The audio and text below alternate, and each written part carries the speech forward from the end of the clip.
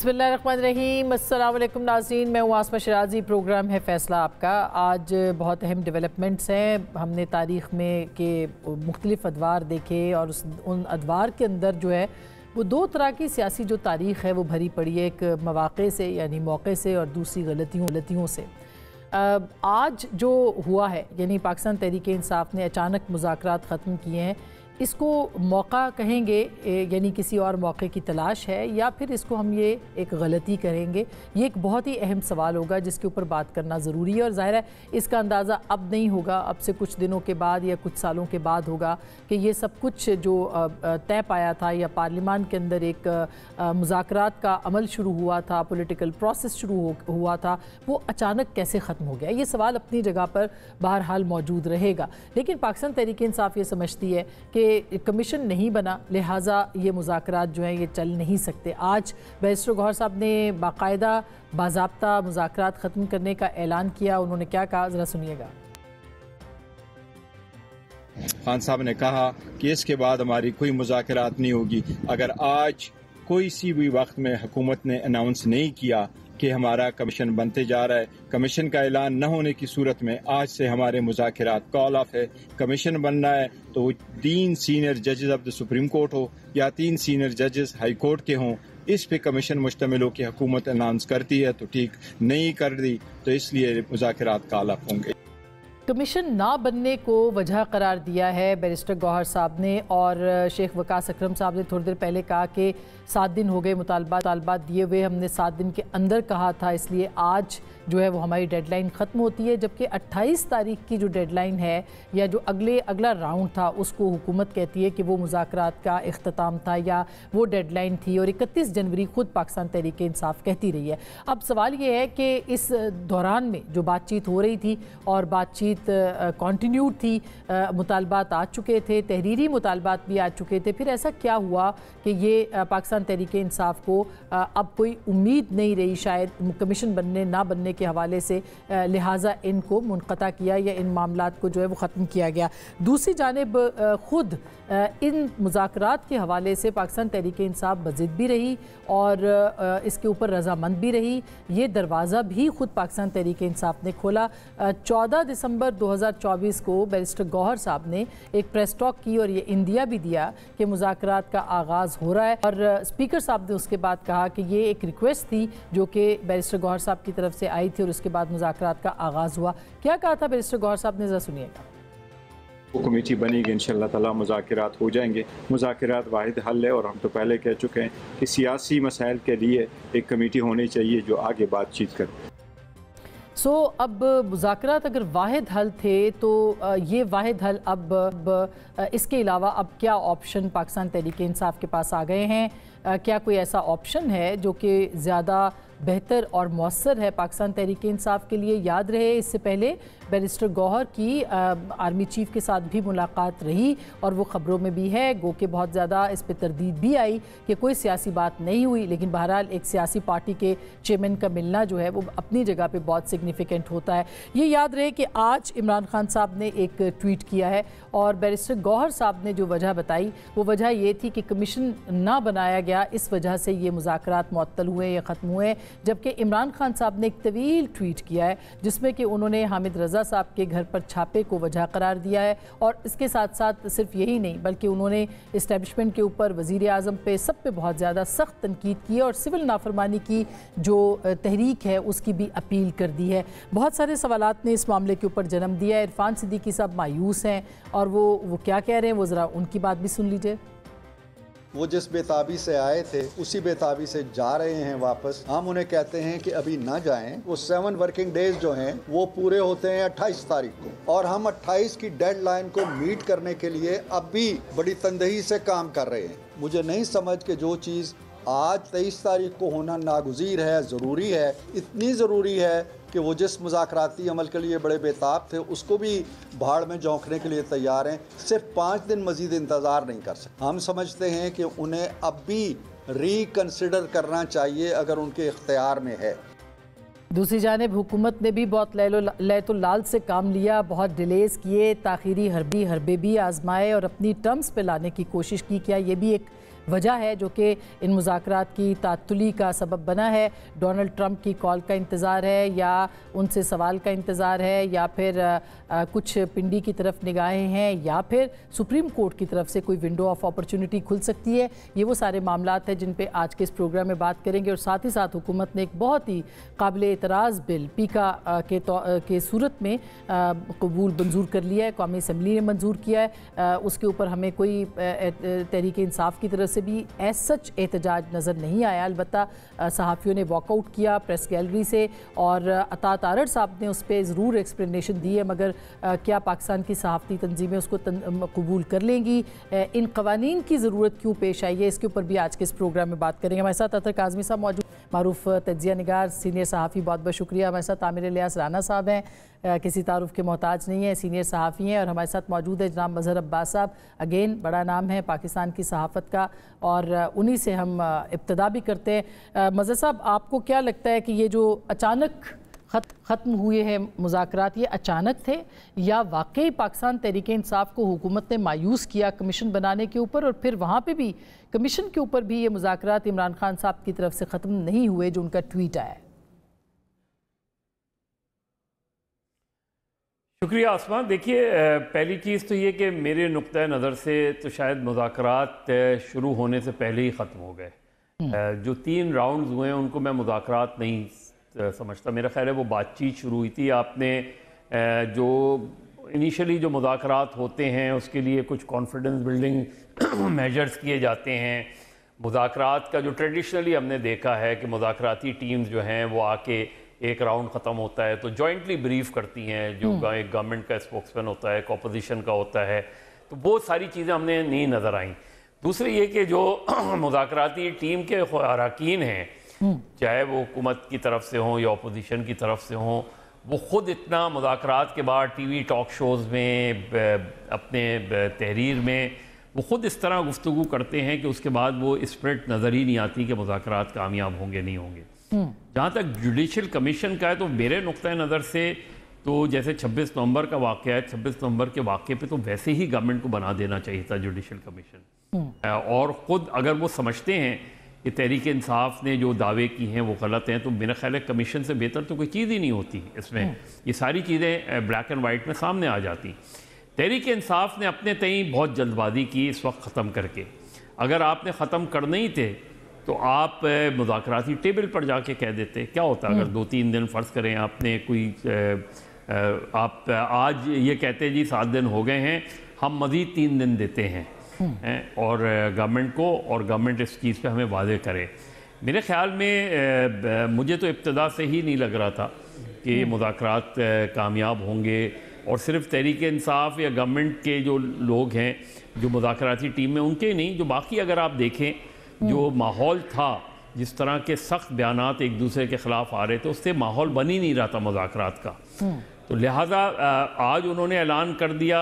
अच्छा, दूसरी बात ये कि स्पीकर जो बीच में पड़े थे, बेहतर होता कि बैरिस्टर गौहर साहब स्पीकर को ख़त लिखते और ख़त लिख के ये सारी चीज़ों की वजाहत करते, क्योंकि आप अगर ख़त्म भी कर रहे हैं तब भी उसका जो तरीक़ाकार, जी बिल्कुल, जो 7 वर्किंग डेज अलामिये के अब वो उनको 7 वर्किंग, देखिए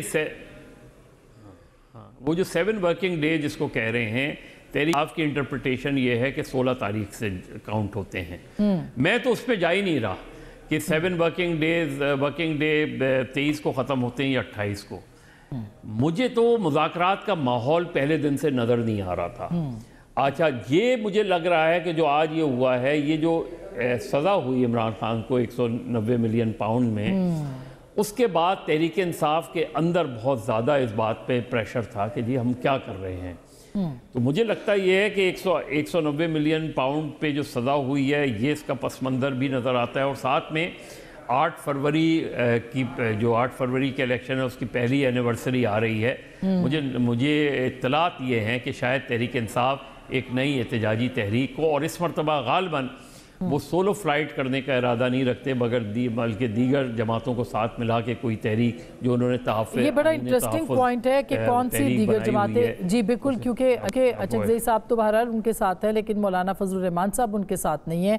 अतर काज़मी साहब, आपको क्या लगता है, आपकी इनसाइट क्या है? क्योंकि इमरान खान साहब ने जो अपना ट्वीट किया उसके अंदर उन्होंने हामिद रज़ा साहब के घर पे छापे को वजह बताया है, उसमें उन्होंने प्राइम मिनिस्टर पे तनकीद की है, उन्होंने इस्टेब्लिशमेंट पे तनकीद की है। आपको भी यही लगता है कि इतनी जल्दी और अचानक खात्मा जो है ये सरप्राइजिंग था? इसके पीछे क्या हो सकता है? देखिए, 2-3 रीज़न है जो तहरीक इंसाफ वाले कहते हैं। एक तो ये जो हामिद रज़ा साहब के घर पे छापा पड़ा, उस हवाले से खान साहब ने ट्वीट भी किया। गुज़िश्ता रोज़ खान साहब का जेल ट्रायल था और उसमें बहुत सारे वर्कर आए हुए थे, अटक से भी आए हुए थे, जेलम से भी आए हुए थे, वहाँ पर भी खान साहब के लोगों से बात होती रही। कल भी मुझे एक शख्सियत ने बताया कि आज खान साहब कहते हैं कि यार ये देखो, ये हमारे वर्कर्स का क्या हाल कर रहे हैं, तो हम इनसे मुज़ाकरात क्यों कर रहे हैं। तो कल भी ये चीज़ डिस्कस हुई थी। तो मेरे ख्याल में एक जो चेन ऑफ इवेंट्स है, सीक्वेंस ऑफ इवेंट्स है, उसको देखते हुए लगता ये है कि वो समझते थे कि शायद मामलात आगे नहीं बढ़ रहे उस तरीके से जिस तरह बढ़ने चाहिए। दूसरी चीज़ ये है कि एक और चीज़ जो डिस्कस हो रही थी, मगर ये सियासी हिकमत अमली के तौर पे ठीक था, क्योंकि वो जैसे मज़हर साहब कह रहे हैं कि वो 3 दिन का टाइम दे देते या 2 दिन का वक्त दे देते। आज शाम उन्होंने दिया और उन्होंने तो जिक्र ही नहीं किया उसके ऊपर, उन्होंने हामिद रज़ा साहब का कहा, तो सियासी तौर पर ये हिकमत अमली दुरुस्त थी। देखिए, अब ये तो वक्त ही बताएगा और ये तो अब वो ही इसका कौम ही फैसला कर सकती है जब वक्त से आगे जब चीज़ें चलेंगी। लेकिन उनका ये है कि एक और जो बड़ा मेन पॉइंट था जो बार बार डिस्कस हो रहा था कि क्या ये जो हुकूमती मुज़ाकराती कमेटी है, क्या इनके पास इख्तियार है, अगर ये हमारी बड़ी मुश्किल से मुलाकात करवाते हैं, अगर मुज़ाकरात हो रहे हैं और दूसरी तरफ हमारे सीनियर लीडर साहिबजादा हामिद रज़ा साहब जो उस मुज़ाकराती कमेटी को एक तरह से स्पोक्स पर्सन है और उन्हीं के घर छापा पड़ रहा है, अगर उन्हीं के मदरसे पे पुलिस जा रही है, तो फिर तो लगता ही है कि शायद हुकूमत के हाथ में चीज़ें नहीं हैं। फिर दूसरा, मुख्तलिफ मौक़ों के ऊपर जो हुकूमती वुज़रा बातें करते रहे, उस दिन हामिद मीर साहब के प्रोग्राम में राना सनाउल्लाह साहब के हवाले से जब पूछा गया कि एक ऐसी शख्सियत को इस्लामाबाद हाई कोर्ट में जज बनाया गया है कि जो माजी में आपके केस को परसू कर रही थी, प्रोसिक्यूटर थे, तो उधर राना साहब ने जो तासुर दिया कि उससे ये लगा कि शायद वो भी इस चीज़ से खुश नहीं है। लेकिन एंड ऑफ द डे हुकूमत भी उनकी है, अगर इनकी मर्जी से कहीं पे भी चीज़ें नहीं चल रही तो फिर मेरे ख्याल में इख्तियार की बात है, हुकूमत के पास इख्तियार नहीं है। ये एक चीज़ है जो जिस चीज़ का वो बरमला इजहार करते हैं पीटीआई वाले कि इनके पास इख्तियार नहीं है, ये हमें कुछ दे नहीं सकते। और तीसरी और आखिरी वजह जो हो सकती है, ये मेरा अपना जिसे आप कह सकते हैं तज्जिया है कि मेरे ख्याल में वो ये तासुर नहीं देना चाहते आलमी दुनिया पे कि जैसे यहाँ पे एक जमहूरी अमल चल रहा है और जमहूरी मुज़ाकरात हो रहे हैं, सियासी जमातें बैठी हुई हैं, स्पीकर साहब का भी किरदार है, तो आलमी सतह पे जिस किस्म की आवाज़ें आ रही हैं, जो इंसानी हकूक़ की खिलाफ वर्जियों के इल्ज़ामात लग रहे हैं, उसमें ये चीज़ फिर तकवीयत देती है कि जी मुल्क में तो मुज़ाकरात भी नहीं हो रहे। लेकिन उन्होंने तो ये प्रोसेस शुरू कर दिया था, फिर ये प्रोसेस ही नहीं शुरू होना चाहिए था, क्योंकि उस वक्त भी ह्यूमन राइट्स की वायलेशन उनके वही ना। पर अब थोड़े से हालात चेंज हो गए हैं 20 तारीख के बाद, तो मेरे ख्याल मुझे मुझे नहीं लगता कि ये, मैं ये नहीं और 20 तारीख में ट्रंप साहब आ गए हैं, कोई उनको उम्मीद है, इसका मतलब है कि उनकी उम्मीदों का मरकज बदल गया है। उम्मीदों का मरकज तो मेरे ख्याल में वो पाकिस्तान के अंदर ही है और वो सबका वही है कि वहीं पे बातचीत होगी तो मामलात आगे बढ़ेंगे। लेकिन वो जो आलमी प्रेशर हुकूमत पे आ रहा है, वो समझते हैं कि अगर मुज़ाकरात चलते रहेंगे तो शायद वो उस तरह ना आए। अब ये मेरी अपने एक एनालिसिस है, हो सकता है कि वो ऐसा ना सोचे। हाँ, ये आमिर इलियास राना साहब, आप क्या समझते हैं, वाकई इस तरह से है? क्योंकि उम्मीदों का मरकज़ तो बदला है, वो पता नहीं अमेरिका है या यहाँ कोई और मुख्तदरा है, मगर उम्मीदों का मरकज़ तो बदला है। देखें, खान साहब का ना जो स्टाइल है उसको आप प्रेडिक्ट नहीं कर सकते। जिस तरह ट्रंप को आप प्रेडिक्ट नहीं कर सकते, इस तरह खान साहब अचानक असम्बलियाँ तोड़वा देते हैं। वो कभी वो कहते हैं ना, पुठियाँ भी सीधियाँ हो रही हैं सन, और अब सीधे भी उल्टे ही काम होते चले जा रहे हैं। तो जो उम्मीदों का मरकज़ पाकिस्तान का GHQ बनाया हुआ है इमरान खान साहब ने, हमारी बाकी सारी सियासी जमातें भी उसी तरफ देख रही होती हैं। इसमें कोई इल्ला माशाल्लाह कोई फ़र्क नहीं है। कब्ज़े की बात है कि वो बकौल शेख साहब के जिस गेट से वो निकल के रांदे दरगाह हुए हुए हैं, वहाँ बाकी और लोग बैठ गए हैं, अब रास्ता किसी को नहीं दे रहे। तो मेरा ख्याल है वहाँ से ज़्यादा नाउमीदी आई है। जो आज उन्होंने गुफ्तगू की सहाफ़ियों से, जो मैंने इन्फॉर्मेशन ली सारी, तो उसमें उन्होंने कहा, देखें मुझे तो उम्मीद थी कि भाई एक मीटिंग हुई। उन्होंने कहा ना कि आप तो उस एक मीटिंग के बाद बहुत पुरजोश थे उस दिन, अब क्या हुआ है कि आज आप वो भी नहीं कर रहे। जो आपने फिक्रा कहा था ना, ले तो लाल से गवर्नमेंट ने भी काम लिया मुज़ाकरात के लिए, बिल्कुल लिया। ये 7 दिन की क्या डुगडुगी बजाई है वर्किंग डे की? मतलब कोई बात है भला? इरफान सिद्दीकी साहब इतने सीनियर आदमी हैं, हम तो ये खबर दे रहे थे कि उन्होंने 28 को कर लिया है। लेकिन बात यह है कि दोनों तरफ से एक ही सा मिजाज है। दोनों तरफ को ये दोनों पता है टाइम बाय कर रहे हैं कि हमें किसी को कोई तवक्को नहीं है, लेकिन क्या कोई सीज फायर तय हुआ था? कोई रूल्स ऑफ द गेम तय हुए थे कि जी इस कमेटी की मीटिंग के दौरान Imran Khan, prime minister, army chief और रियासती इदारों पर रकीक हमले नहीं करेंगे?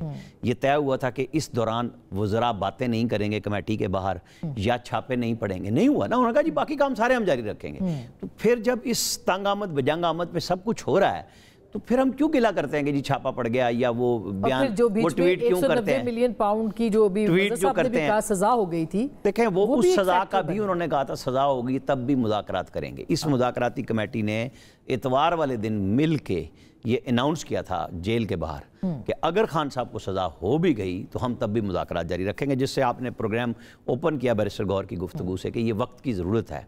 अब वो ज़रूरत खान साहब की नहीं रही तो बेचारा बैरिस्टर गौहर क्या करे? लेकिन फिर ऑप्शन क्या है? आई मीन अगर खान साहब को अब तवक्को नहीं रही कि हुकूमत का चले एक फॉर्मेलिटी थी तो फिर वो और उधर से भी मायूस हो गए हैं, पिंडी से भी, तो फिर उनकी क्या ऑप्शन है? मज़े की बात बताऊं, ये जो तहरीक तहफ़्फ़ुज़ आईन पाकिस्तान एक बनी हुई है, बड़े बड़े जय्यद सियासतदान उसमें हैं, ये 2 घरों में गए हैं। उनमें से एक घर के मकीन ने कहा आपकी पहली तवक्को थी कि फ़ौज में बगावत होगी, कोई जर्नैल खड़ा होगा, आप उसमें नाकाम हो गए।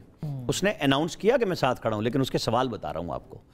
उसने कहा फिर आपको ख्याल था कोई जज आपके लिए ऐसी बगावत पैदा करेगा कि आप कामयाब हो जाएंगे। फिर 26 नवंबर को आप अवामी बगावत के तहत चले कि हम सब कुछ तहस नहस कर देंगे, आप उसमें भी नाकाम हो गए। अब आप आ गए हमारे पास जहां सबसे पहले आना चाहिए था कि आपको सियासी जमातों को इकट्ठ करके कोई बात करनी चाहिए थी, जिसका आज इमरान खान ने कहा है कि हम कोई ग्रैंड वो पॉलिटिकल डायलॉग या इस किस्म का कोई एजेंडा बनाएंगे, का भी जिक्र किया, सारों को हम लेके चलेंगे। पहली बार ना पॉलिटिकली आप जब सबको लेके चलना चाहते हैं तो कौन कहेगा ना चलें?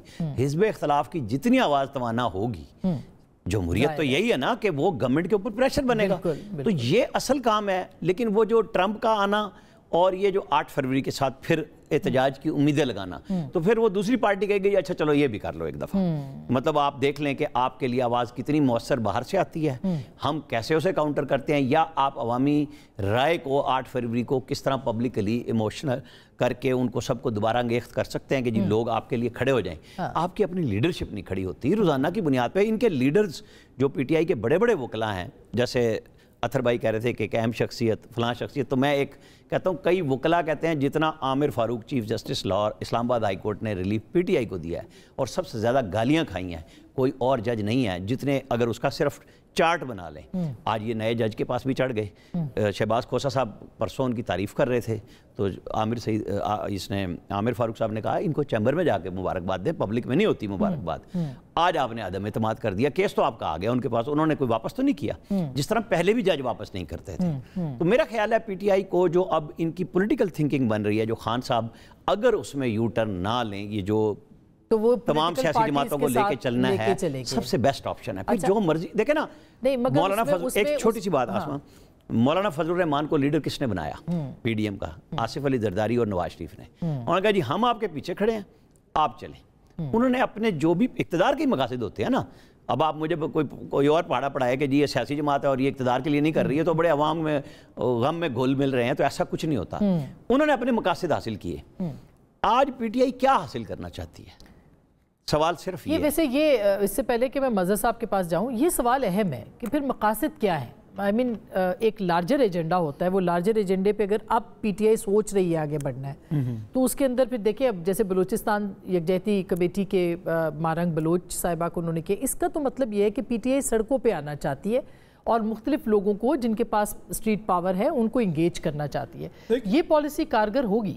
मुझे नहीं पता कारगर होगी। जो मज़हर साहब भी फरमा रहे थे मैं एग्री करता हूँ, ये है कि 8 फरवरी तक दोबारा वो कोई शायद तहरीक शुरू करने का इरादा रखते हैं, एहतजाज करने का इरादा रखते हैं। अब इशू ये है कि पाकिस्तान की जब अपोजिशन की आप बात करें तो मुल्क में तो सबसे बड़ी सियासी जमात जो है वो पाकिस्तान तहरीक इंसाफ है। बाकी जो शख्सियात हैं किसी के पास 2 सीटें 4 सीटें हैं, तो अब आप सियासत में क्या हासिल करना चाहते हैं? इमरान खान जो सियासत में हासिल करना चाहता था उसने कर लिया। 8 फरवरी को बगैर इंतखाबी निशान के उसने इलेक्शन आपको जीत के दिखा दिया। मगर पीपल्स पार्टी है और आज बिलावल साहब को अगर आपने सुना हो तो वो ज्यादा खुश नजर नहीं आए। हम सुनवा भी सकते हैं उन्होंने क्या कहा है। अगर ट्रंप के पास गए हुए थे, मैंने तो सुना। नहीं वो इधर ही है। इधर ही? अच्छा, मैंने सुना कि कोई इन्विटेशन आया हुआ था। इस्लामाबाद में है वो। अच्छा ठीक है। मुझे नहीं पता, अतर भाई आप इन्फॉर्मेशन ले रहे थे या सारी PTI भी तो वहीं थी, सारी पीटीआई भी तो वाशिंगटन डीसी थी, वो मोहसिन नकवी साहब नजर नहीं आई कहीं। तो हमें तो ये पता चला था कि ट्रंप ने नहीं, इनकार मोहसिन नकवी साहब गए हुए, जिसपे फॉरेन ऑफिस ने आज सरप्राइजिंगली कहा है कि वो अपने उसमें हैसियत में गए। अब ये भी एक बड़ा दिलचस्प बयान है नहीं, जो वो तो फॉरेन हमने तो ऑफिस ने सुना किया था है। कि ट्रंप ने इनकार कर दिया, जब तक ये लोग नहीं आएंगे मैं हलफ नहीं उठाऊंगा। इशू ये है कि जी सियासत में तो जो वो अचीव करना चाहते थे वो उन्होंने कर लिया, इलेक्शन जीत लिया। अब मुल्क जब आइन और कानून के मुताबिक आप नहीं चला रहे तो फिर इधर मैं और राना साहब और मजहर साहब बैठ के जो मर्जी तजिए करते सही रहे, बात है। जो ताकतवर चाहेंगे वो होते। बिलावल साहब सुनाऊं फिर मैं आप जी, लोगों जी, का जरूर, तबसरा जरूर। लेगा बिलावल साहब को आज। हुकूमत ऐसे पॉलिसी बनाते हैं जैसे उनके पास दो अक्सरियत है। अपोजिशन तो दूर की बात, अगर इत्तेहादियों से सिला मशवरा होता तो वो शायद पॉलिसीज बेहतर चलते हैं। अपनी हुकूमत अपनी मर्जी चलने शुरू कर देते हैं तो वो पूरा का पूरा निज़ाम गिर जाते हैं। जिम्मेदारी आप पे, तमाम सियासी कारकुनों पे कि आप इश्यूज के मुताबिक हमें मजबूर करें कि किसी कैदी को रहा कर रहे हैं उसके बजाय सबका तवज्जो। ये एक दिलचस्प बात है। उन्होंने कहा जो भी हुकूमत बना रही है पॉलिसीज़, ये तो अपने तय बना रही है। उनको ऐसे लगता है जैसे 2/3 अक्सरियत की हुकूमत है, वरना निज़ाम भी गिर मतलब ये कोई टोन, डिफरेंट टोन नहीं थी बिलावल साहब की आज? देखिए, ये जो कल रात की भी डेवलपमेंट है और फिर अचानक सेंट्रल एग्जीक्यूटिव कमेटी का इजलास भी पीपल्स पार्टी ने बुला लिया है। कल रात ऐवान सदर जिस तरीके की मुलाकात हुई और फिर पीपल्स पार्टी के और लोगों को भी बुला के चीज़ें की गई। पीपल्स पार्टी ये जो कैनाल वाला मसला है इसको बहुत सीरियसली ले रही है। बिल्कुल। और मुझे हैरानगी है कि अब इस गवर्नमेंट को बने 1 साल होने को आया है, एक भी काउंसिल ऑफ कॉमन इंटरेस्ट की मीटिंग नहीं बुलाई गई। जी ऐसा ही है। आपके इतने संजीदा इश्यूज हैं इस मामले में, और ये आईनी तौर पे मैंडेटरी है कि हर 3 महीने बाद काउंसिल ऑफ कॉमन इंटरेस्ट की आप आइन की हुक्मरानी की बात करते हैं, आइन और की आप सीसीआई का इजलास ही नहीं बुलाते। वो तो कल वज़ीर-ए-आज़म हाउस में भी जो है वो पीपल्स पार्टी के प्रेशर पे आए। कल जो आए थे हाउस में वो भी पीपल्स पार्टी के जराए बताते हैं। जी बिल्कुल। तो अब ये जो कल जॉइंट सेशन है उसमें देखें कौन से बिल आते हैं। ये तो सरप्राइजिंगली चीज़ें आती हैं और फिर अचानक पता नहीं चलता। देखिए, जो अभी अथर भी बात कर रहे थे और राना भी बात कर रहे थे, देखिए जो मुज़ाकरात का जो मेरे लिहाज से फोकल पॉइंट होना चाहिए था वो रखा ही नहीं तहरीक इंसाफ ने। अब उन्होंने उसकी वजाहत की है और वो था 8 फरवरी। अभी आप कह रहे हैं कि 8 फरवरी को इमरान खान साहब ने एक प्रूव कर दिया मैंडेट, तो आपका तो पॉइंट ऑफ कंटेंशन ही ये होना चाहिए था। बाकी चीज़ें तो उससे अलग हैं। असल चीज़ तो यही है कि आप गुफ्तगू ही यहाँ से करते। अब वो एक अलग बात है कि वो कह रहे हैं कि जी 8 फरवरी पर अगर हम गुफ्तगू शुरू करते तो फिर ये तो बात आगे ही नहीं बढ़ती। तो अब भी तो बात आगे नहीं बढ़ी। वो जिन शख्सियत का राना साहब जिक्र कर रहे थे उन्होंने एग्जैक्टली मतलब यही बात की जो राना साहब कह रहे थे। जिन शख्सियत के पास गए उन्होंने कहा जी आपसे हम किस पे बात करें, लार्जर एजेंडा ही आपका कोई नहीं है, एक रिहाई है बस, इसके अलावा कोई लार्जर एजेंडा नहीं है। तो ये भी मैं ठीक कह रही हूँ सर? यही बुनियादी गलती थी कि सोलो फ्लाइट, देखें सोलो फ्लाइट चाहे आपके पास कितनी ही बड़ी ताकत हो, सोलो फ्लाइट में फिर आप दीगर अपोजिशन जमातें जो थीं वो फिर साइड हो गई। उन्होंने कहा जाएं जाके लड़ लें, फिर आप अकेले ही लड़ लें। आप जमात इस्लामी आपके साथ नहीं आई, JUI आपके साथ नहीं आई, अचकज़ई जो है जो इस सारी चीज़ों में अख्तर मैंगल गायब हो गए। आज वो महारंग की बात कह रहे हैं, मंजूर पश्तीन की बात नहीं की उन्होंने। तो मेरा ख्याल है जो पहले चीज़ करनी चाहिए थी वो इमरान खान अब कर रहे हैं। यानी पहले ही अगर जॉइंट अपोजिशन उसमें बहुत से मुतालबात शामिल होते और उनमें आपके भी मुतालबात शामिल। बिल्कुल, इसका मतलब ये है कि पूरी टक्कर अब इस्टेब्लिशमेंट के साथ जो है वो लेंगे, क्योंकि जिन लोगों के साथ वो बात कर रहे हैं अब वो तो इसका मतलब यही समझा जा सकता है। तो कार्ड्स और क्या है, और कार्ड्स सड़कों के अलावा भी कुछ हैं, और सड़कों पे आने का मतलब है कि आगे चैंपियंस ट्रॉफी है। तो क्या इमरान खान साहब के पास अभी बहुत बड़ा कार्ड है जिसको कि वो खेल सकते हैं? ब्रेक के बाद इस पर बात करेंगे।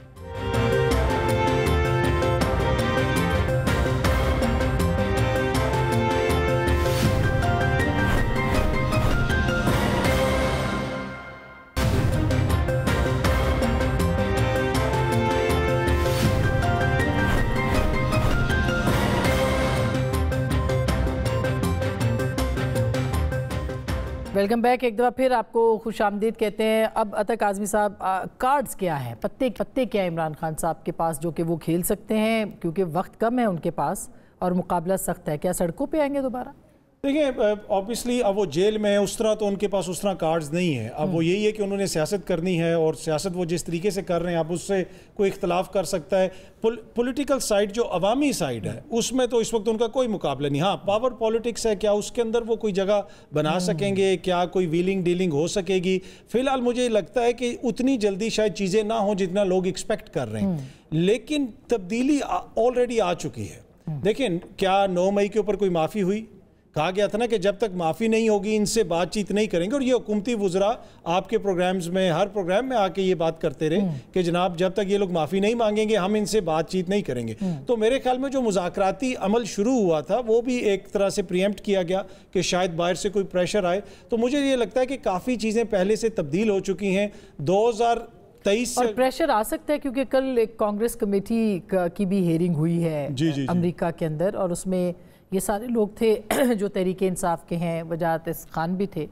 तो उसका कोई असर पड़ेगा आपके ख्याल में? देखिए, आप वो कॉन्स्टेंटली अगर आप जाके लोगों को बताते रहेंगे उसका असर तो पड़ता है। आपने देखा कांग्रेस की पहले जो करारदाद आई वो गैर मामूली करारदाद थी। इतने बड़ी करारदाद तो आज तक किसी भी मुल्क के हक में नहीं आई जो एक शख्स के हक में आई, जो जिसमें 367 कांग्रेस के लोगों ने उस पर दस्तखत किए अक्रॉस द पार्टी सारे। उसमें डेमोक्रेट्स भी थे, उसमें रिपब्लिकन्स भी थे। और मुझे ये लगता है कि प्रेशर तो आएगा, और प्रेशर हुकूमत को पता है, जो संजीदा हल्के हैं उनको पता है कि वो प्रेशर आएगा, और इसी वजह से वो भी कुछ प्रीएम्प्ट कर रहे हैं कि मामला। राना साहब, आपने डॉक्टर नसीम अशरफ की किताब अभी सामने आई, खैर उन्होंने तरदीद की कि वहाँ पे जाके कोई ऐसी बात नहीं, लेकिन ये उन्होंने ज़रूर कहा कि क्लिंटन साहब वॉशरूम गए और पीछे गए, फांसी की सज़ा मियाँ साहब की माफ़ हुई या नहीं हुई।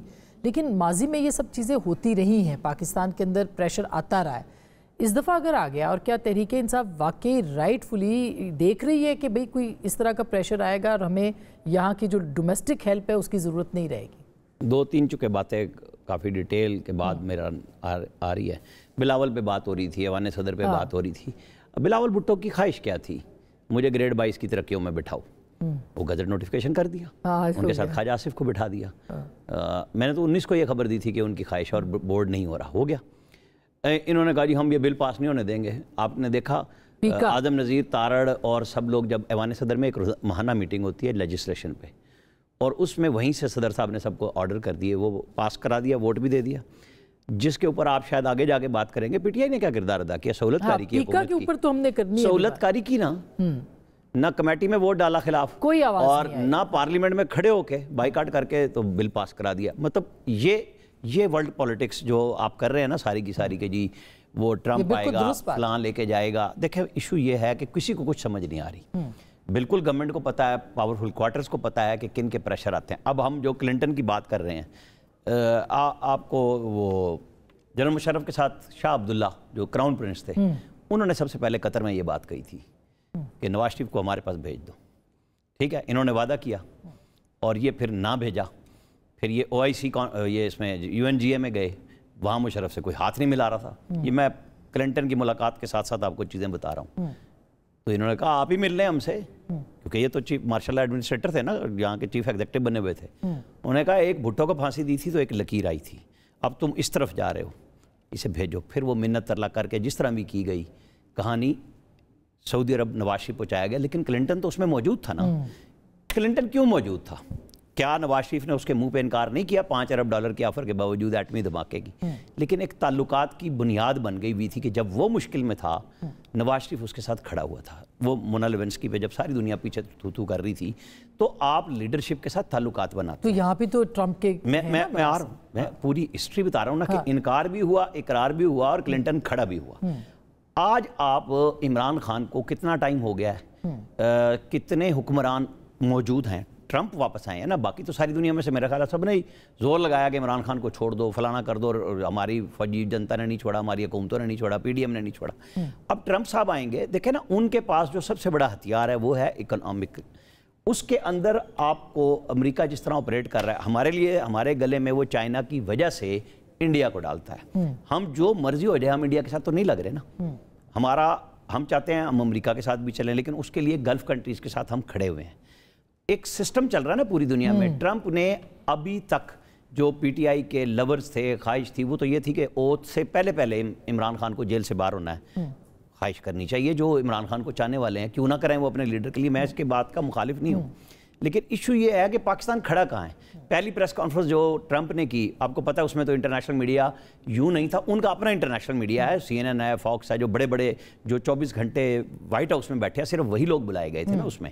अब अगली कोई प्रेस कॉन्फ्रेंस में ट्रंप की है भी सही शोहरत के वो प्रेस कॉन्फ्रेंसों के शौकीन भी हैं, स्टेट ऑफिस की कोई ब्रीफिंग होती है तो वहाँ हमारे लोग पाकिस्तानी भी मौजूद हैं, सवाल हर दफ़ा करते हैं, अब भी करेंगे।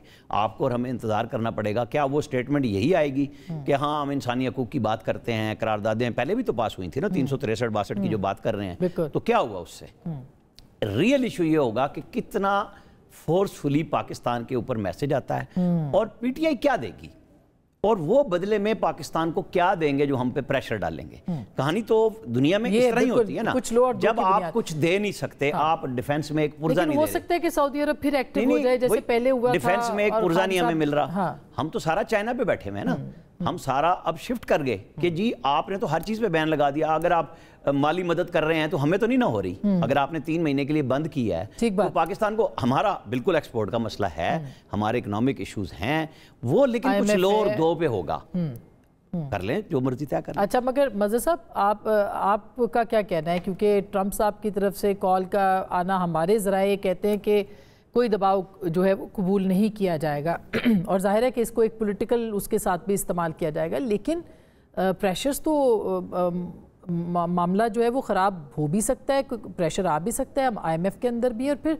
सऊदी गवर्नमेंट का, यानी पहला आज जो है वो $600 बिलियन की खुद सऊदी अरब कह रहा है कि हम आपके साथ जो है वो फिर डील करेंगे बाकी चीज़ों के ऊपर, लेकिन वो असर तो डाल सकता है।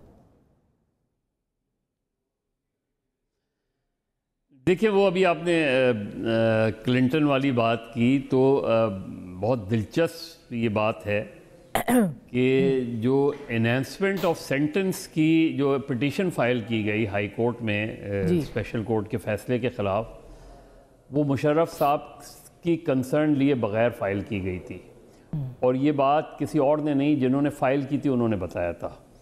और बाद में जब ये हुआ तो मुशर्रफ साहब ने पूछा कि भाई ये आपने अपनी इस एनहांसमेंट ऑफ उसकी क्यों की, क्योंकि मैं तो इस चीज़ के उसमें नहीं था कि इससे एक्सट्रीम पर जाना चाहिए। लेकिन फिर ये कहा गया कि जी ये तो एक नॉर्मल प्रोसीजर है कि वो भी फ़ाइल करते हैं जिनको सज़ा होती है, और प्रोसिक्यूशन भी फ़ाइल करती है एनहांसमेंट सज़ा को बढ़ाने के लिए, उसके लिए। तो ये उसका बैकग्राउंड था। बाकी किसने कहाँ प्रेशर डाला उस ज़माने में, कौन एक्टिव था जिसने ये सारी डील कराई, वो बहस अब उसको रहने दें। लेकिन असल चीज़ जो इस वक्त सूरत हाल है, देखिए अगर टेलीफोन आता है तो अव्वल तो मुझे इस तरह होता नहीं है कि टेलीफोन करके आप कहेंगे जी बस उसको छोड़ दो। नॉर्मली होता ये उस स्टेज पर है जब कोई बहुत ही खौफनाक किस्म की सज़ा, जैसे सज़ाए मौत भुट्टो को दी गई थी, उसमें उस तरह की कोई बात होती है कि जिसमें ज़िंदगी का ख़तरा हो जाता है, उस मामले में आम तौर पे प्रेशर्स आते हैं। यहाँ सिर्फ मैक्सिमम प्रेशर जो वो है कि जी इंसाफ के तकाज़े पूरे होने चाहिए, उस तरह का प्रेशर आ सकता है। और अगर जब आज शहबाज शरीफ साहब ने ट्रंप को ख़त लिखा है, अब ये आम तौर पे नॉर्मली होता नहीं है। खत का मतन अभी तक वैसे मेरी नज़र से नहीं गुजरा, क्योंकि प्रोग्राम से पहले ये खबर चली। जी वही। हाँ, अब जब गुफ्तगू होगी तो ऐन मुमकिन है कि यहाँ जो हम इस तरह की इंटरनेशनल ह्यूमन राइट्स वॉच या इन तरह की चीज़ों के जब प्रेशर्स बनते हैं, तो उसके बाद ज़ाहिर है अमरीकी सदर और पाकिस्तानी वज़ीर आज़म की अगर गुफ्तगू होगी तो ऐन मुमकिन है कि इस हवाले से कोई बात हो। डायरेक्टली मुझे नहीं लगता कि डायरेक्टली ये कहा जाएगा। अब होता होने को जिस तरह वो जैसे सऊदी अरब का किरदार है या उसके ऊपर। जी बिल्कुल बिल्कुल। अच्छा, मैं ब्रेक ले लूँ एक मज़हब। देखिए सऊदी अरब का मैं आसमा में बताऊँ, आसमा सऊदी अरब का किरदार अमेरिका के किरदार से बहुत ज़्यादा रहा है, और सऊदी अरब का जो प्रेशर है वो बहुत मुख्तलिफ होता है। अभी भी माजी में भी मुझे नहीं पता सऊदी अरब कितना रोल प्ले करेगा, लेकिन डेफिनेटली इंटरनेशनल प्रेशर आएगा। आप कुछ कहना चाह रहे हैं? आपको पता है कि शाह खालिद मरहूम आए थे और लाहौर में भुट्टो साहब ने घोड़े ऊँट सब कुछ किया कि एटमी प्रोग्राम के लिए देके जाएंगे। लेकिन वो एक फ़ाइल पे जब ख़र्चा आया कि हमने इस्तकबाल पे कितना किया और जो इमदाद अनाउंस हुई वो उससे कम थी, उन्होंने कुछ उस पर लिखा और वो फाइल भुट्टो साहब लिखते थे। फिर जब जनरल ज़ियाउल हक आए और भुट्टो का वक्त आया तो उधर से एक आई कि भाई इसको छोड़ दें। उन्होंने कहा ये आपके लिए ये लिखा है, और जो भुट्टो साहब लिख सकते थे ना गुस्से में, वो सफ़ा वहाँ चला गया और उसके बाद किसी ने नहीं पूछा। चले, ये तो एक अफसोसनाक बात है कि मतलब, हमारे यहाँ इंटरफेरेंस पॉलिटिकल रही है। एक छोटी सी ब्रेक लेते हैं, ब्रेक के बाद हुकूमत के इरादे क्या हैं? सोशल मीडिया पीका कवानीन जो बनाए जा रहे हैं, अथॉरिटी बना दी गई है, इससे क्या वाकई फ़ेक न्यूज़ ख़त्म हो जाएगी और इससे क्या सोशल मीडिया के जो एक्टिविस्ट हैं या वहाँ पे जो लोग हैं जो अपनी बात कहते हैं उनको कंट्रोल करने में हुकूमत कामयाब होगी? ब्रेक के बाद इस पर बात करेंगे।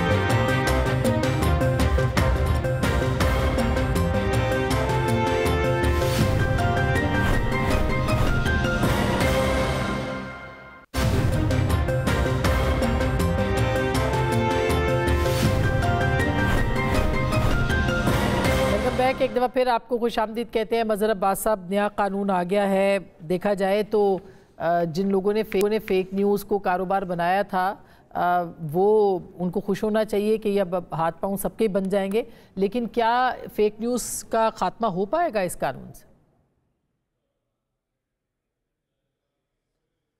देखिए आसमा, ये जो जिस तरह की चीज़ें कर रही है गवर्नमेंट, पहली चीज़ ये कि बदकिस्मती से मुस्लिम लीग नून का track record freedom of the press के हवाले से बहुत पुअर रहा है। 90 उठा लें, 97 उठा लें, 2016 उठा लें, 2024-25 उठा लें। कभी सहाफ़ियों के टेलीफोन टैप करना, कभी उनको एडिटर्स को हरासा करना, कभी आप ये कानून ले आए। अच्छा, दिलचस्प बात यह है कि जो तहरीक इंसाफ है उसने जो 2018 में फवाद चौधरी साहब ला रहे थे, इस वक्त जो चीज़ें लाई जा रही हैं ये उसकी कंटिन्यूएशन है। वो उस वक्त तो कानून नहीं बना सकी तहरीक इंसाफ की गवर्नमेंट, लेकिन वो जो उनकी इंटेंशन थी वो उतनी ही ख़तरनाक थी। उसमें भी सज़ाओं का तयन था, उसमें भी स्पेशल ट्राइब्यूनल्स का तयन था, यहाँ भी स्पेशल ट्राइब्यूनल बनाया जा रहा है, यहाँ भी 3 साल। इम्पॉर्टेंट ये है कि जो इंफॉर्मेशन मिनिस्टर हैं, पहली चीज़ ये कि फ़ेक न्यूज़ तो गवर्नमेंट भी देती है, फ़ेक न्यूज़ तो यूट्यूबर्स भी देते होंगे, सारे लोग फ़ेक न्यूज़ देते हैं, लेकिन इसको डिटरमिन करना, ये जो चीज़ है जिस तरह की रेगुलेटरी अथॉरिटी भी आप बनाएंगे, बिल्कुल बिल्कुल सारी चीज़ें, हाँ बिल्कुल, ये तो देखना पड़ेगा ना। असल बात ये है कि आपने ये ड्राफ्ट शेयर करना था। इनकी कमिटमेंट थी कि ये ड्राफ्ट शेयर करेंगे और मुश्तरका तौर पे कोई चीज की जाएगी। वो नहीं हुआ। यहाँ आर्बिट्री अंदाज में, अगर आपको याद होगा, राना को याद होगा, आपको याद होगा कि मरियम औरंगजेब साहिबा ने बाकायदा एक इंफॉर्मेशन अफसर को फिर सैक किया था। उनको जब बताया गया कि जी सुबह कानून आने वाला है, बिल आने वाला है, उन्हें पता ही नहीं था इस चीज में। यही चीज सिंध में भी होने जा रही थी। मेरे ख्याल में ये बिल्कुल। आपको लगता है कि इससे और ज़्यादा पाबंदियां बढ़ेंगी? वैसे सोशल मीडिया पे तो आज़ादी उस पर तो कोई पाबंदी नहीं है। देखिए, मसला ये है कि फेक न्यूज़ को तो टैकल करना चाहिए, कोई करता है, ज़रूर आप कानून के मुताबिक उससे डील करें, लेकिन इशू ये है कि ये क्रिमिनलाइज कर रहे हैं। ये सिविल पेनल्टीज नहीं है, ये आपके लोगों के घरों पर छापे मारे जाएंगे, लोगों को उठाया जाएगा, उनके ऊपर मुकदमात दर्ज होंगे, तो आप क्रिमिनलाइज कर रहे हैं। अगर कोई फेक न्यूज़ है, जिस तरह मदर साहब ने भी कहा, तो यहाँ तो पूरी हुकूमत फेक न्यूज़ पे चलती है। यहाँ पे तो वजीर, उसके लिए डेफामेशन के लॉज हो सकते हैं। डेफेमेशन के लॉज है ना, ये बुनियादी तौर पे लोगों को डराना है, हरासा करना है और इंफॉर्मेशन के फ्लो को रोकना है। कंप्लेंट काउंसिल्स, मुझे तो इत्तेफाक हुआ है पैमरा की, जिसका कि कोई नतीजा नहीं निकलता बाय द वे। तो राना साहब, एक और कंप्लेंट काउंसिल है, उसका क्या फ़ायदा होगा? ये तो फिर एक टैक्टिक्स ही है और मेरे और आपके खिलाफ इस्तेमाल होगा। मैं तमाम सहाफ़ती तंजीमों से मादरत के साथ कहूँगा कि फ़ेक न्यूज़ को फैलाने में जब उस पर कोई भी कानून साजी होती है तो हमारी तंजीमें ही रुकावट बनती हैं। देखें, मरियम नवाज़ ने एक कानून बनाया, मैं उस कानून के भी हक़ में हूँ, और उसमें वो जो चीज़ें आइन के ख़िलाफ़ थी, मैं उस वक्त कह रहा था कि ये ठीक नहीं कर रहे, तो वो हाई कोर्ट से स्टे हो गया। ये बना रहे हैं ना, ये भी स्टे होगा। मदर साहब या मैं भूल रहा हूँ या वो भूल रहे हैं, कानून नहीं आर्डिनेंस ले आए थे, कानून बना के पीटीआई वाले, अतर मिंडा साहब ने उठा के फेंक दिया था, वो आर्डिनेंस ख़त्म कर दिया था। ये जो फेक न्यूज़ है, सबसे पहले इंफॉर्मेशन मिनिस्टर के तौर पर फवाद चौधरी ने दी कि TLP इंडियन फंडेड जमात है, फिर जब वापस लिया तो मैंने उनसे पूछा अपने प्रोग्राम में, तो वो हमारे पीछे पड़ गई सारी दुनिया कि ये क्यों इल्जाम लगा रहे हैं। मैं कहा डिसइंफॉर्मेशन इन्फॉर्मेशन मिनिस्टर ने फैलाई है, पहले इसे चेक करो कि क्यों एक सियासी जमात पे उसने इंडियन फंडेड पार्टी लगाया। और आपने किया पीपल्स पीटीआई ने, ये जो हम सारों पे कर रहे हैं, तो ये काम तो वाहिद जिसने सियासी जमात बैन की वो पीटीआई थी, वजारत दाखिला के लॉ के तहत। उस वक्त इनको भी समझ नहीं आ रही थी, करोड़ों रुपए के जुर्माने डाले थे। समझ आ गई है। अब सबको ये समझ आनी चाहिए कि फेक न्यूज के फैलाने में सहाफियों को अपना हिस्सा नहीं डालना चाहिए। आप बहस करें, आप कोर्ट में जाएं कि जी इसमें से जो अथर भाई बात कर रहे हैं, आप जैसे बर्तानिया में है कि जुर्माने फटाफट होते हैं, हमारी तो अदलिया असल में नीचे से टॉप पे इसलिए है कि फैसला तो करने ही कोई नहीं। बिल्कुल बिल्कुल ऐसी बात है, उसको कितना ट्रांसपेरेंट रखना है वो असल सवाल है। लेकिन ये रुकावट नहीं होनी चाहिए कि जी आप फेक न्यूज फैलाते जाएं। आपका जो दिल करता है, चाहे वो साफी हो, चाहे वो सियासतदान हो, चाहे वो जर्नैल हो, चाहे वो कोई हो, इज्जत सबकी है और सबको ही इसमें फिर लाया जाए। ये ना हो कि आपके पसंद नहीं तो मैं पसंद। सब इज्जत सबकी होनी चाहिए। साफियों की रिजर्वेशन जो मतीउल्लाह जान पे हुई एफआईआर, उससे बड़ी कोई फेक न्यूज हो सकती है? बिल्कुल सही। उससे आइस बरामद उन्होंने दोनों दफा किया। और जो हमारे इंफॉर्मेशन मिनिस्टर अता साहब ने प्रेस कॉन्फ्रेंस की थी कि पीटीआई पे पाबंदी का रेफरेंस मूव कर, वो किधर है? क्या वो फेक न्यूज थी? अब इसके ऊपर इस घेरे में कौन कौन आएगा ये देख, लेकिन ट्रांसपेरेंट हो हर चीज और कंसल्टेशन के साथ हो स्टेक होल्डर्स के, तो फिर तो मामला आगे बढ़ सकते हैं। वरना इसको इसी तरह से देखा जाएगा, एक अच्छी चीज भी बुरी हो जाती है अगर उसमें मशवरा ना हो। गुफ्तगू आपने सुनी, फैसला आपका।